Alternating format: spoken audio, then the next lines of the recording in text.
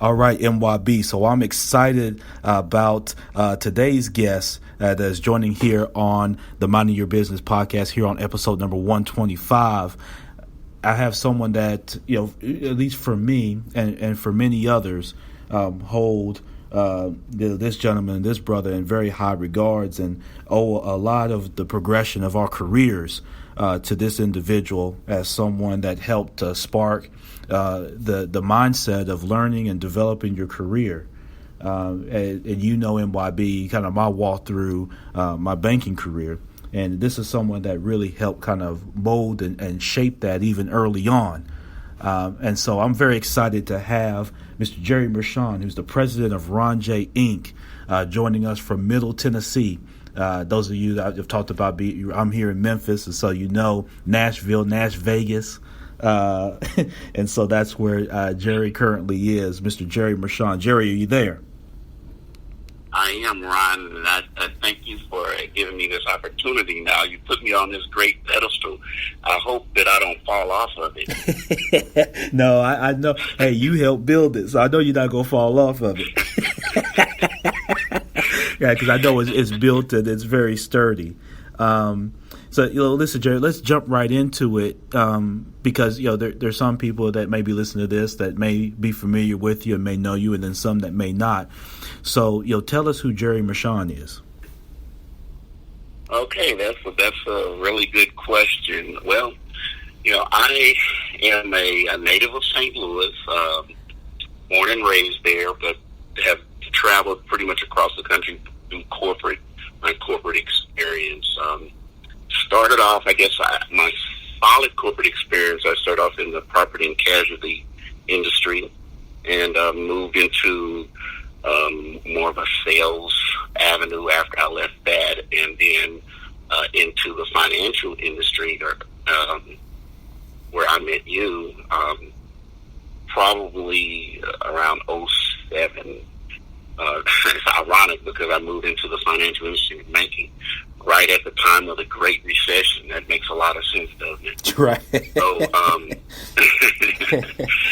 and then from there, I spent about 7 years in the financial industry, in the banking world, and then decided for the third time to go back out and get back into my entrepreneurial ambitions and going from there. So that's a little bit about me. Family man, have 2 boys, grandchildren. I got the whole gamut. So yeah, as I used to say in my class, I've been around the block. I walk now instead of run. Right. and also, you were a collegiate athlete as well, right, Jerry? I was, yeah. Sometimes you forget about that when you haven't done it in a while. Yeah. But yeah, I did. I competed with the University of Tennessee in track and field. Okay. Back in the, Yeah, definitely. And so, that all, ties together, the reason I bring that up in terms of, we all know the platform that sports can give us in terms of being able to operate in a team aspect as well as an individual talent, and how, the many things that we learn even early on from playing sports, carry with us into our personal and professional lives, and how they could shape perspective and things of that nature. So, that's definitely good for people to know that, about you, that you did compete, at a high level, by the way, when you start talking about it at the University of Tennessee. So, as you transition through your career, Jerry, walk us through or kind of unpack for us, how you kind of developed your own kind of personal philosophy. Because I've always known you as someone that's, had a really deep passion for helping people and helping people develop. And, that takes a special type of mindset. It's very easy to kind of develop your own skill set and kind of go kind of solo on yourself, and you've dedicated a lot of your career, whether it's entrepreneur or in the banking community, for helping others. And so, where does that come from, and how did that develop? Well, that's a good question, Ron. Where it came from, I probably have to go back to my parents, especially my father, because my father was an educator. And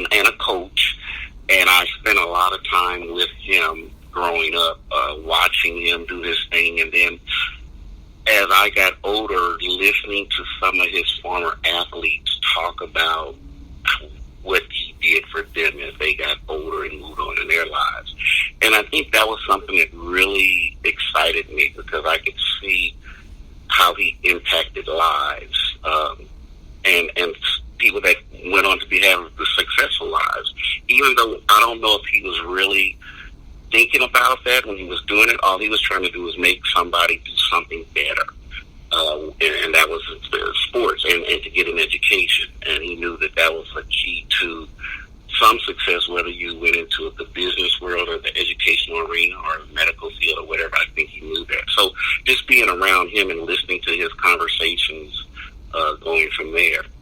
My desire, or what I really did, I enjoyed helping people from an early age. I remember coaching when I was a sophomore in high school. Back then, women did not have what we considered organized sports. They weren't in their scholastic programs. And so they didn't have coaches for a lot of the women's sports. It was almost a voluntary type situation. So I remember my first stint was I was a sophomore in high school, and the girls that wanted to compete in track and field asked me and a couple of my friends if we would help coach them to prepare them for the meet. And I'm like, sure, I'll help you. And we went on, and eventually what they had established for women at that time, our girls actually won what we considered the city championships at the time under the guidance of 3 high school kids. And that kind of lit the fire, because I was like, wow, this is really cool. You know, I can really see where I have an impact on something and it becomes successful. And I think it just went from there. Yeah, definitely. And so, as you took that into kind of your early career, and then, as you mentioned, transition into the financial industry, in financial banking, did you start off kind of in sales and then transition into training, or were you always kind of into training and coaching kind of in the beginning of your professional career? No, I actually, when it comes to the banking side, I started off in the sales arena. Yeah. In a branch, working as a branch manager and so forth, and then working from there, and then transitioning. And one of the things that I wanted to see, when you're in the field, because you're as a branch manager or as a manager in a department and so forth, that's was considered field in my upbringing. What I saw was so many people that had the skill set, but they may not necessarily know how to use that. And they may not have had the guidance or the leadership to help them get to where they felt they should be, and where it can make a positive impact and a success on the organization they're working for. And so when I started seeing more of that, it was like, okay, I need to try to do something that I can offer my skills and knowledge to people on a broader scale. How can I do that? And that's how I got into training, was saying, okay, I can touch more people. I may not touch everybody, but I can touch more people and provide some leverage or some source of some resource for someone that maybe can help them do something a little bit better the next time they try it. And that's what started it. Yeah, absolutely. And so, Jerry, what, as you got into training, you spoke of your early coaching days there as a sophomore in high school with youth, and then as you transition from a sales role to training, what were some obstacles you saw as you began training people, particularly in the financial industry role, where like you said, you've got people with some varying skill sets. Leadership sometimes can be there, maybe not there. Maybe sometimes the support of the culture is not always there for helping people groom. And so, how did you navigate, some of that? Because you and I both know that some institutions, don't always afford the best leadership, right? And the best and encourage the best culture holistically for development. So, how did you navigate some of that to still have that impact on people? Well, Ron, old habits are really hard to break. That's an old saying, but that's really true to life. People have a tendency to run from change. And The only thing that can be expected in life is change. That's really the only common denominator. But we have a tendency to run from it. We hide from it. We don't want to. We get comfortable. And we want to do it like it was done. Right. Because we felt we have found some success in the way it was done. And that's probably the biggest obstacle when it comes to training and coaching, is that unless you get the person from the you have to get them straight off of the delivery table and say, okay, now I got you, now I'm going to work with you. Exactly. Otherwise, they're going to bring some baggage. And so now it's your challenge is first to help them to lighten that baggage. Let's get rid of some of this first so that we can make room for some really new, great stuff that's going to really look nice on you. You're right. And that's how you have to approach it. That's probably the biggest challenge, is just getting people to let go of some of the old habits and look at something new. Yeah, absolutely. And Jerry, on this particular podcast where we're talking to entrepreneurs and we're talking to people in the real estate field, and people that are freelancers, people that are maybe moonlighting, whatever it is that they're doing, I hope NYB community, you take that away, that you have to be open to new ways of viewing the world. As the world evolves, you can't get so set into what you did yesterday or how it was done yesterday or how someone else did it yesterday that you become closed-minded. It's important if you're in the workforce, and then it's also important as a business owner or an entrepreneur that you're open to that further development. And one of the things I want to ask you, Jerry, is a lot of times, and you and I know this from our experience, that sometimes within the organizations at certain levels, people feel like they don't need training and development. They feel that they've reached a certain level. And so sometimes you find people, a lot of times, I'll take this in the workforce, at the entry level, there's always that people see the need for training and development. They want to train people to perform tasks, right?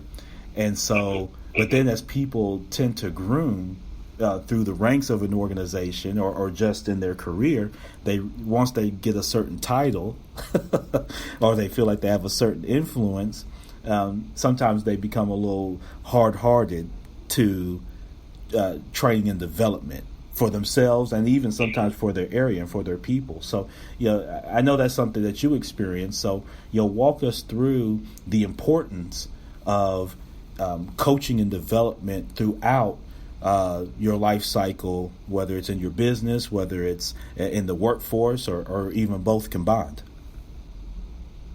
Well, that's really a good question, Ron. What I have found, I use the analogy. I always use the analogy about the wheel. The old saying, "Let's not reinvent the wheel," and that's really saying, let's keep things as they are. Right. Let's not change. Everything's good, so why mess with it? And I always come back when someone uses that and says, okay, let's not reinvent the wheel, but let's find a better way of making it work for us. Yes. So, if you go back to the caveman era, and say they invented the wheel and it was made of stone, well, if we continue to use a stone wheel, what would our vehicles look like? Right. So someone had to go in there and say, let me see if I can put some aluminum around this stone. Will it make the ride a little smoother? And then someone said, well, what if we put some metal around that aluminum? And then someone said, well, let's add some rubber to it, and then let's make that rubber wider and so forth, and then we get what we have. The wheel was never changed. It's still round. Right. You didn't reinvent it. We just made it better. Yeah. What happens is when people get to a point in their careers where they feel, I know it all, and because that's what they're saying when they say, I don't need anything else. I know it all. That means that they have stopped growing. And that's what I emphasize that once you stop growing, it's like anything in nature. We're in a world where there's a reason for things to happen, and in nature, and we are part of nature. Everything is growing, and when it doesn't grow anymore, it dies. It dies. Yeah. So once you get to a point point in your life, in your career, and you say, hey, I know it all, you are at that point of recession. Now you're starting to transition into that stagnant period of life, and eventually you're going to fizzle up and blow away. Yeah. And so it's important that you have to keep in mind that there's something every day I can learn, or there's someone I can learn it from. And that's really what I emphasize with whomever, at what level, whatever stage of life you're in, that don't wake up in the morning saying there's nothing else for me to figure out, there's nothing else for me to learn, but wake up in the morning to be looking for something. What can I grab on today that's going to make my life better, someone else's life better, my society better, my neighborhood better, whatever it is that you're involved in, how can I make it better? And that's growth. Yep, exactly. No doubt about it. Our guest today, Jerry Mershon, president of Ron J. Inc. And so, Jerry, also with Ron J., tell us how that came about. And I know that you've had other times in your career where you've been a business owner and an entrepreneur outside of the workforce and things like that. So tell us how Ron J. Inc. developed and what people can expect, as they interact, with your company. Okay, that's great. Ron J., I started Ron J. in 2017, and Ron J. is basically an acronym for my sons, Rondell and Jason, and so I just started it up and created Ron J. Yes. And what the whole intent was to create an organization, one that I could pass on to generations that follow me. So my son, my grandchildren, their children, and so forth. So create an organization that can be passed on. And then what I wanted to do was create an organization that I can develop other organizations within that. So Ron J. becomes the parent, and then I can go out and maybe, whether it's purchase a business or start another type of business and put it under the Ron J. umbrella. And that's what I did. I went out and purchased a franchise, End Zone Sports, which is a organization that works with youth in the sporting world. We do preschool enrichment programs, and we also do sports leagues in a light competitive format.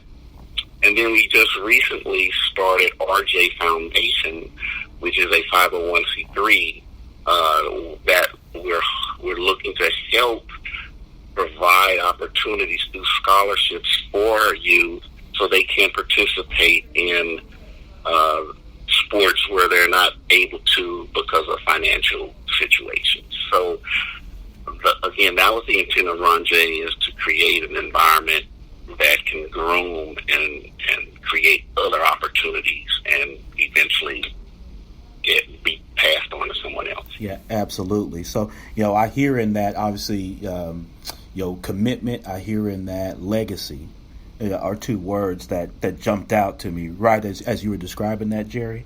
And so with End Zone Sports there in the Nashville area, with the youth, is it open to any youth basically, or is it kind of maybe certain areas within the city that you're working in? Yeah, we are currently working in two areas as we speak. We are looking to expand. We have the rights for the entire metro area for the franchise, so it's just a matter of trying to get to everybody, and that takes a little time. Sure. But we do have two areas that we are focusing on, and it's for really any child. Ages 3 to 13 is the areas that we focus on. And we want them to get involved. In our preschools, it's 2 to whatever the preschool goes to, but in our leagues, it's 3 to 13. And we want the kids again to learn the sport, but most importantly, enjoy doing it. Because as you know, Ron, being an ex-athlete, you know the pressure that not only parents and coaches, but society's putting on kids that have gifts in sports, and we don't want that. And we know that if you allow a kid to really be a child and enjoy it, it's gonna the fruits that they bear are gonna be much greater than if you start putting pressure on them and making them, you got to do this and you got to do that, and if you don't do this, this is gonna happen, yada yada. So So we want to make it fun, enjoyable, but also learning in the process. So that's what End Zone Sports is about. And Jerry, I'm glad you touched on that. And yes, as a former athlete, I could recall in AAU, even in my time, as the publicity and the money started to increase in the professional sporting ranks, particularly in some of the high-profile sports like football and basketball and baseball, where you started seeing these high salaries. And I think the trickle-down effect was, like you said, parents and administrators and coaches and things of that nature started putting pressure on kids younger and younger. Even to the point now where, a kid can't even really enjoy the sport, because as soon as he gets in it and shows any kind of aptitude and any kind of increase in his performance or his abilities above his or her peers, then you start getting into the, people start seeing dollar signs, and they start pressuring kids, and it gets ultra competitive, and they're taking them around. And so what gets forgotten about is the kid, right? And so then, the kid develops sometimes a disdain. And you see this with some of the professional athletes, where they reach the professional ranks, but they lose their love for the sport sometimes very early, because they've gone through their whole life where it's always been to appease someone else, or to, even when there's other interests that they have, but, you've got an adult that's coming in and pressuring them and always, prodding them to do this and do that, where they don't get the joy, the love of the sport for the sense of playing the sport. And like we mentioned earlier, the things that you can learn from working in sports, whether an individual and or with a team. And so I'm so glad you touched on that, and I love what you all are doing there with End Zone Sports, because it allows people at a very early age, like you said, I mean, almost from the time they're born, essentially, to begin to learn and develop that love for the sport, and to learn how to play it and compete in it properly without all those pressures. And I think is that's something that continues to go widespread, along with the foundation, where you mentioned, kids that may not be in the best financial situation can also have an opportunity to compete. And I love it. I was looking at it online, and this goes across all sports that you all are supporting. Yes.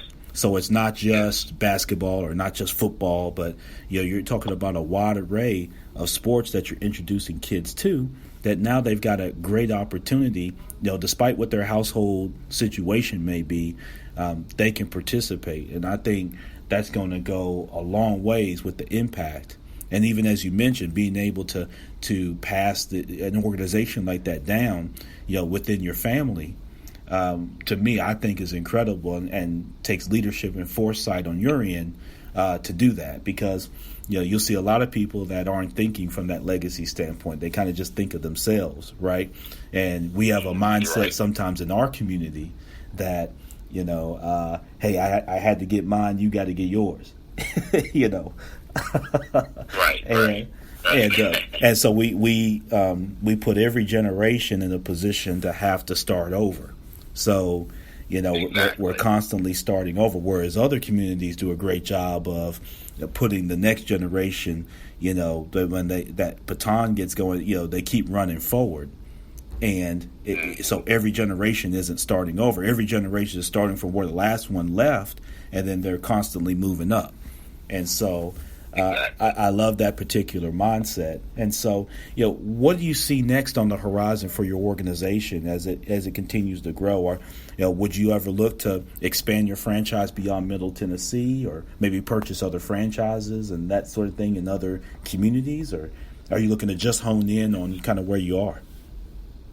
No, that's really a good question, Ron, because that's exactly what we're looking to do. We would love to go into some other communities outside of Middle Tennessee once we get to a point where where it's really moving in the right direction here, and to go into some other communities, because I know I've done the research and found that there are several cities, even in Tennessee, but there are several cities throughout that this type of organization, and I think it would be a really good opportunity to introduce it to those areas. Yeah, absolutely. Absolutely.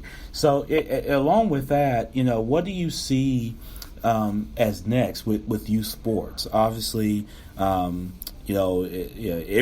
level is continuing to progress and kind of evolve. So, what do you see with youth sports, and what do you see particularly with children? Now that there's so much media, there's so much influence now. What do you see with children as they're coming to you? Are they coming to you 5 and 6 years old, and they've already been watching everything on ESPN and everything? And are children coming now with this notion of I want to be like LeBron James, and I want to they already know his salary, and they already you know what I mean? Or are you seeing maybe a trend where kids are a little bit more of an open book and they're very eager to learn, and maybe they, with social media, maybe they haven't been exposed to that quite yet, and so they just kind of come to you very innocent and, kind of ready to go? Kind of walk us through where you're seeing the mindset of the kid. Well, what we're seeing, which is surprising because I think about how exposed I was to sports growing up, and we didn't have parks and we didn't have organized sports. We organized ourselves in the neighborhood. Today, what I'm finding is completely opposite. Most children that we're seeing now have no exposure. Their exposure is to the video game, the laptops, the iPads, and that's what they have exposure to, and that's all they know. So a lot of them, basic skills. I can think about, Ron, when I was 5 years old, I could catch, throw, kick. I could do everything that could be done with a ball. Yeah. And now we're seeing children that are 10 and 11 that can't catch, can't throw. They have no skills whatsoever, no coordination, no eye-hand coordination. They have none of that because they don't do it.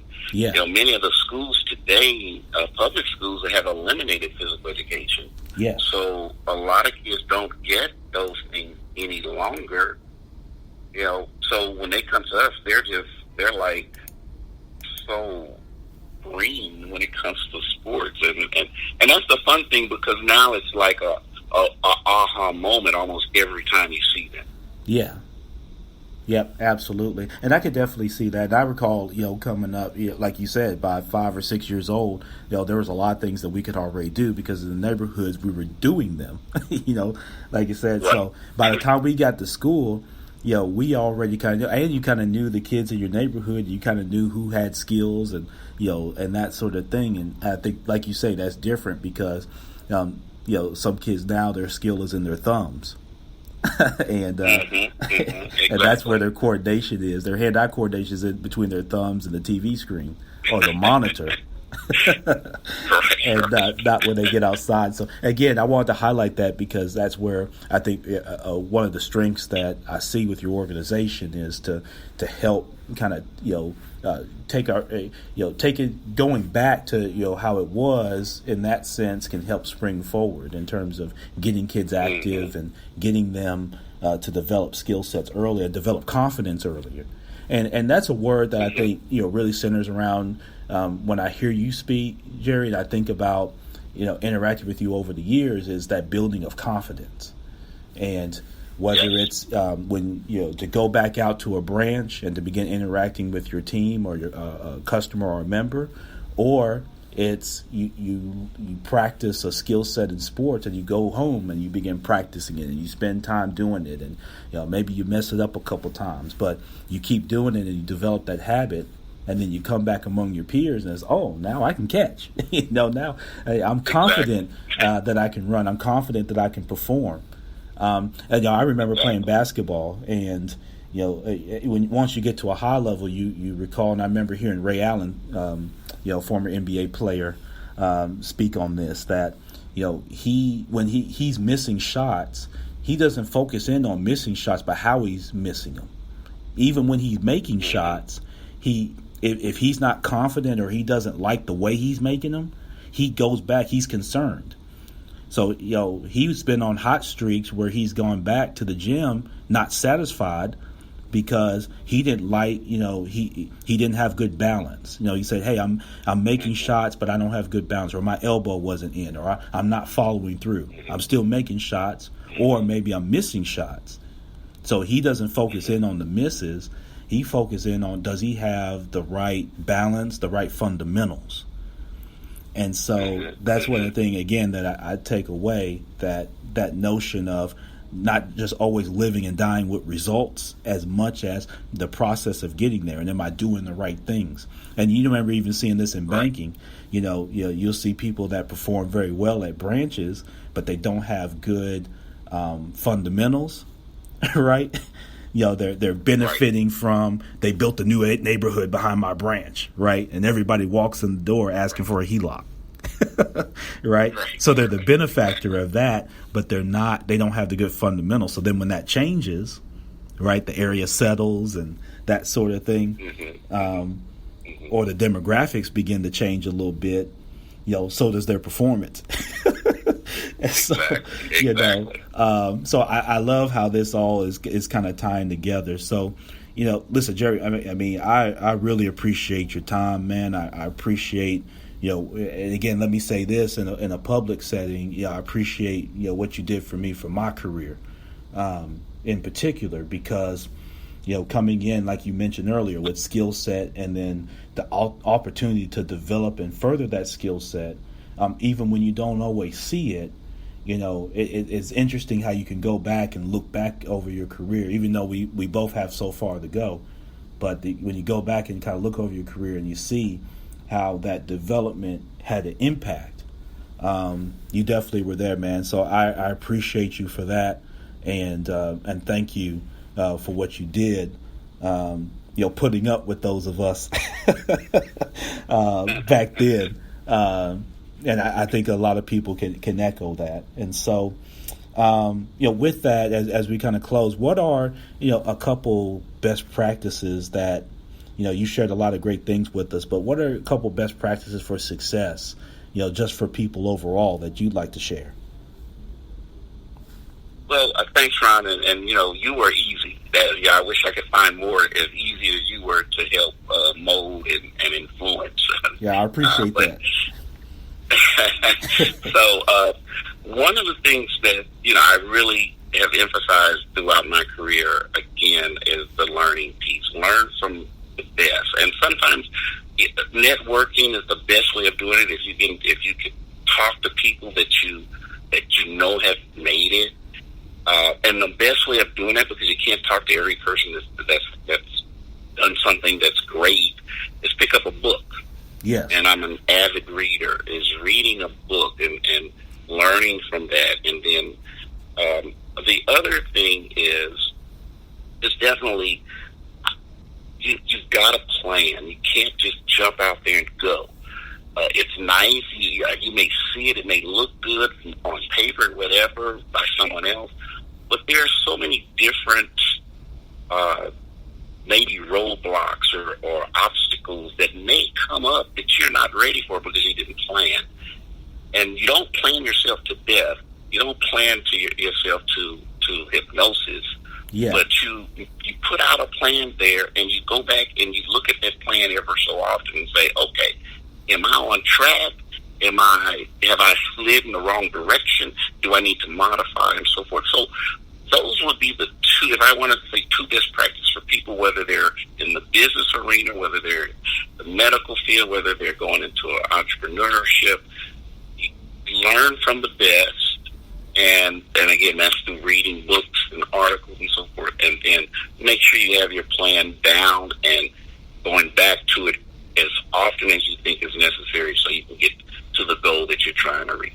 Yeah, definitely. I think that's a great way to put that, great, impactful and concise way to put that, Jerry. And so, in closing, how can people connect, with Endzone there in Middle Tennessee and with the RJ Foundation? If people have an interest in more information or how they could get plugged in, what's a way for them to do so?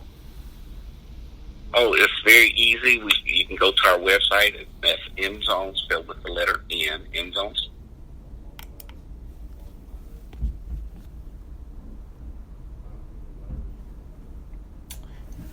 Jerry, I think I might have lost you there. Are you still there? Might have lost you there right at the end. But Jerry was given the website there for Endzone. And so we want to get Jerry back on so we can finish the website. Hey, Jerry, I think we lost you there for just a second, but that's okay. Okay. Yeah. Okay. So you were given the website. Yeah, their website is endzonesports.com/Middle Tennessee, and Endzone is spelled with the letter N, Nzone, sports.com/Middle Tennessee. We can also be found on Facebook, and that's Endzone TN on Facebook, and Endzone TN on Instagram and Twitter. So that's how you find us. And I'll be happy. You can reach me by email. That's also on our website, and I'll be happy to talk to anyone that wants to talk to me. Yeah. Yeah, I like that. So, yeah, definitely MYB community. Make sure that you reach out again. Endzone Sports, that's Endzone, Endzone with an N, endzonesports.com/Middle Tennessee. And Jerry's contact information is there, as well as connect on the various social media channels. So, Jerry, again, man, I wish you and your family a healthy and prosperous 2020. Look forward to remaining connected. And thank you so much for taking time here on the Minding Your Business podcast. It's been my pleasure, Ron, and I wish the same for you and yours. Yep. Thank you so much. We'll talk soon. Very good. Okay. Bye-bye. That was Jerry Mershon, the president of Ron J. Inc. and owner of Endzone Sports there in Middle Tennessee. So we thank him so much and appreciate his kind words and his encouragement even over the years and on the podcast. And MYB community, I hope that you took away great nuggets. You heard his 2 best practices. Learn from the best by reading. And plan. Have a plan that you can execute and that you can measure. And then revisit that plan often. And then reflect and celebrate even the small wins. And don't get so hung up on, quote unquote losses. Those are great lessons for you to continue to progress forward. So again, I'm your host, Champ Ron. This is the Minding Your Business podcast. This was episode 125. You can catch us, www.themybpodcast.com, anywhere you listen to your pods. Check out our merchandise that's available there on the website as well. And we are powered by the Binge Podcast Network. Shout out to our flagship podcast, The Startup Life, by Dominic Lawson and his great wife, Kendall Lawson. We definitely appreciate all that they do to help us there with the Binge. Listen, I'm out. We'll catch you next time. Entrepreneurship, real estate, trending news. There's no business like minding your own. Peace.